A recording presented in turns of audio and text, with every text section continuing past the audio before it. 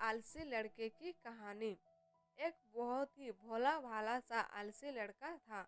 वह कोई काम नहीं करना चाहता था, बस खाना खाता, घूमता और सोते रहता था।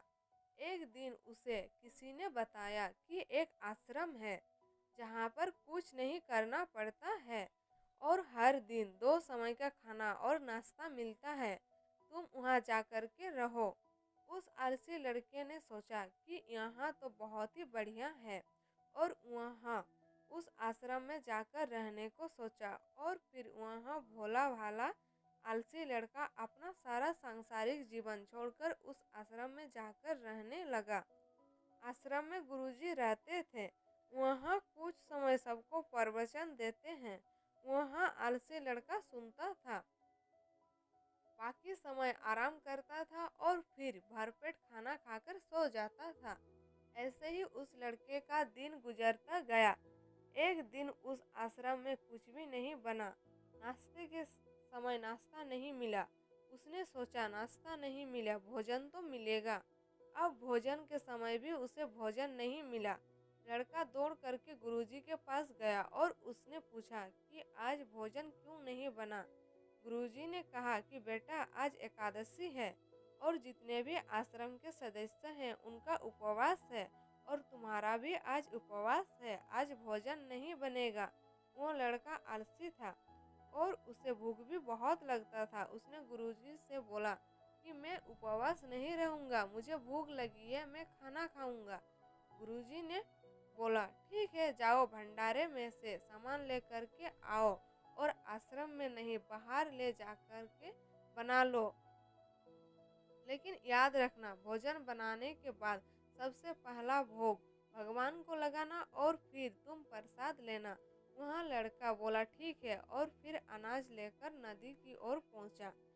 भोजन पकाने लगा, तैयार हुआ। उसके बाद कहने लगा भगवान श्री राम आइए पधारिए, भोग लगाइए।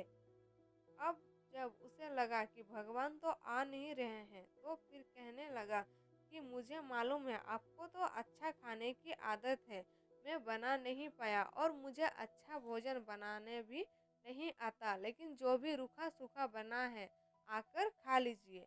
भगवान श्री राम उसकी सरलता पर बहुत ही प्रसन्न हुए और उस लड़के को दर्शन दे दिए। उसने देखा कि भगवान श्री राम आए हुए हैं और उनके साथ में माता सीता भी आई हुई है। लेकिन लड़के ने सिर्फ 2 लोगों के लिए ही भोजन बनाया था, एक अपने लिए और दूसरा भगवान के लिए। और अब क्योंकि भगवान के साथ माता सीता भी आई हुई थी तो उसने उस भोजन को माता सीता और भगवान के सामने ग्रहण करने के लिए रख दिया। भगवान श्री राम और माता सीता ने भोजन किया और उसके बाद जब वहां जाने लगे तो यहाँ भोला सा आलसी सा लड़का बोला कि प्रभु आप आए, दर्शन दिए, बहुत अच्छा लगा। मुझे खाने को कुछ नहीं मिला, लेकिन कोई बात नहीं, आपसे एक विनती है कि अगली बार जब आप आएंगे तो कितने लोग आएंगे ये बता दीजिए, ताकि मैं उतने लोगों के लिए भोजन बनाकर रखा रहूं। भगवान श्री राम मन ही मन मुस्कुराए और फिर अंतर ध्यान हो गए।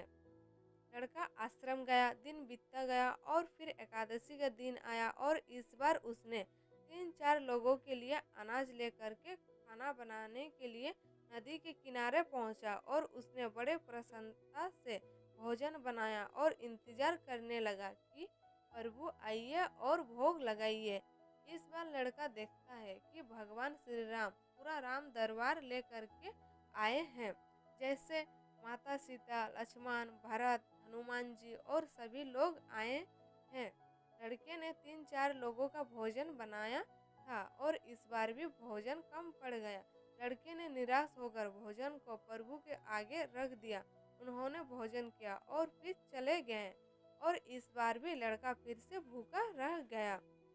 अब लड़का फिर आश्रम गया, दिन बीतता गया और फिर एकादशी का दिन आया और इस बार गुरुजी से कहने लगा कि गुरुजी मुझे इस बार थोड़ा ज़्यादा अनाज चाहिए।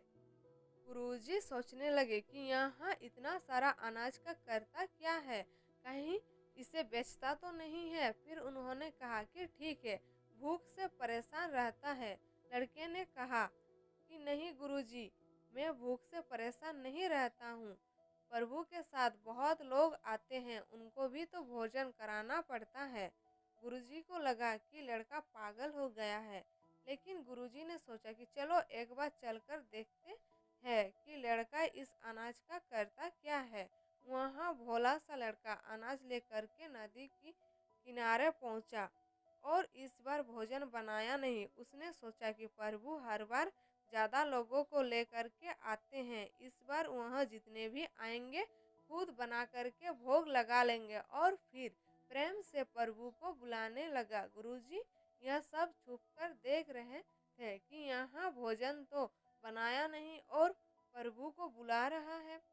लेकिन लड़के ने देखा कि इस बार प्रभु के साथ बहुत से लोग आए हुए हैं, तो उसने प्रभु के सामने हाथ जोड़ करके कहा कि प्रभु माफ करना, आप बहुत सारे लोग आते हो, मुझे संख्या पता नहीं होती और मेरी हिम्मत भी नहीं होती कि इतने सारे लोगों के लिए भोजन बनाऊं। आप स्वयं आइए, बनाइए, खाइए और भोग लगाइए। प्रभु मुस्कुराते हैं और अपने साथ आए सभी लोगों के साथ करके मिल करके भोजन बनाते हैं। गुरुजी यह सब छुप करके देखते हैं और फिर लड़के के पास आकर के कहते हैं कि तुम यहाँ कर क्या रहे हो। लड़का कहता है कि गुरुजी, आपको दिख नहीं रहा है कि भगवान श्री राम पधार चुके हैं, माता सीता आई हुई है, हनुमान जी आए हैं और भी सभी लोग आए हुए हैं, भोजन बन रहा है। गुरुजी ने बोला कि पागल हो गया है, मुझे तो कोई दिख नहीं रहा है। लड़का गुस्सा हो गया और प्रभु से बोला, मुझे भूखा रखा है और गुरुजी को दर्शन नहीं दे रहे हो, जो मुझे पागल समझ रहे हैं। कृपा करके गुरुजी को दिख जाओ। भगवान बोले, नहीं, मैं इन्हें नहीं दिख सकता। लड़का बोला, क्यों नहीं दिख सकते? मेरे गुरुजी तो बहुत महान है, बहुत बड़े ज्ञानी हैं और ज्ञाता है। भगवान बोले, हाँ, ज्ञानी और ज्ञाता होंगे, लेकिन तुम्हारी तरह सरल नहीं है। जो सरलता तुम में है वो तुम्हारे गुरुजी में नहीं है। लड़के ने यह बात गुरुजी से कह दी कि भगवान श्री राम कह रहे हैं कि आप में सरलता नहीं है, आप मेरी तरह सरल नहीं है, इसलिए आपको नहीं दिख सकते। गुरुजी की आंखें नम हो गई और रोने लगे और बोले कि बिल्कुल सही कहा, मेरे अंदर तुम्हारे जितना सरलता नहीं है। और फिर माफी मांगने लगे। फिर भगवान ने गुरुजी को भी दर्शन दिए। सीख, यह कहानी हमें सिखाती है कि जीवन में सरलता सबसे आवश्यक है। जितने सरल बने रहेंगे उतना जीवन में आगे बढ़ते चले जाएंगे। जब आप सरल होते हैं तो आप खुद भी मुस्कुराते हैं और दूसरों को भी मुस्कुराने की वजह देते हैं।